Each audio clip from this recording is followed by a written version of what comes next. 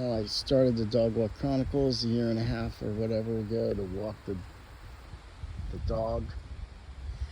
And I've been making observations of nature and the things that I see and the things I think about, and also talking about the gospel readings, the mass readings of each day.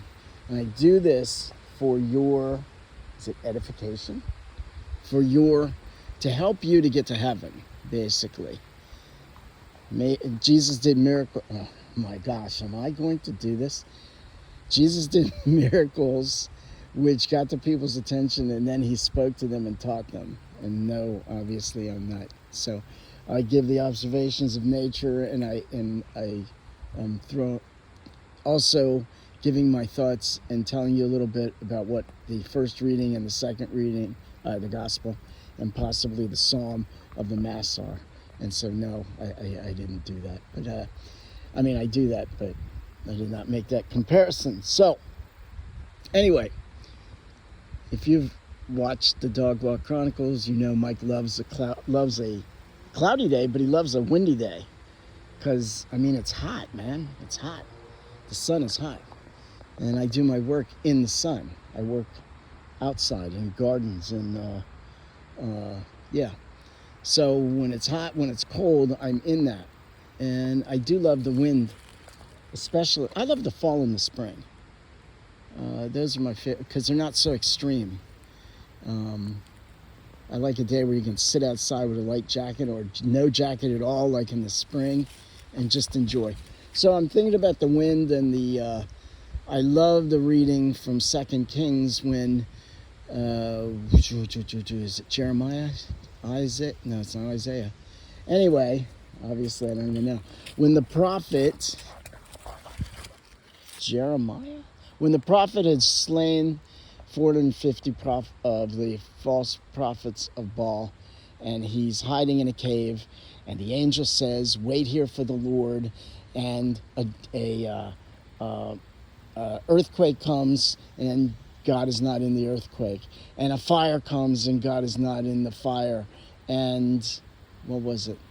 Fire, Earth, Wind, and Fire. Nope, that's a band.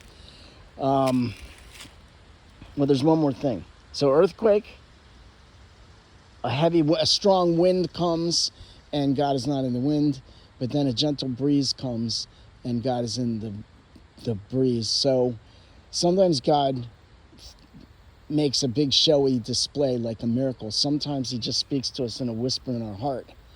And I think that's what generally happens to most of us. And if you are silent daily and if you pray, he will speak to your heart gently each day like a gentle breeze. And which brings me to my point, which is because we've had a death in my not immediate family. One of my aunt passed. Because of that, it makes me think of prayer for those people who have passed. As a Catholic, if you're Catholic, you should know that we are to pray for the dead. It is imperative.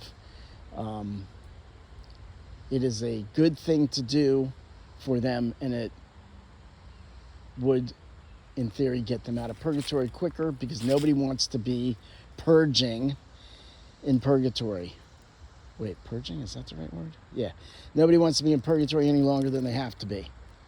Although it's said that people wouldn't want to leave a second earlier. They want to be completely ready when they meet God. So I guess there's both sides of that coin. So anyway, pray for those people you love and didn't love, who have passed. It is the Catholic thing to do. It's biblical as well. If you need that, if you've got to have the biblical in there as well to make it legit. But yeah, so I say this so that you will pray for the dead, so that you will pray in general, and so you'll get closer to God. And so when you pass, you're going to go to heaven. And if I'm alive and I know you, I'll be helping by praying for you to get there quicker. Does that make sense?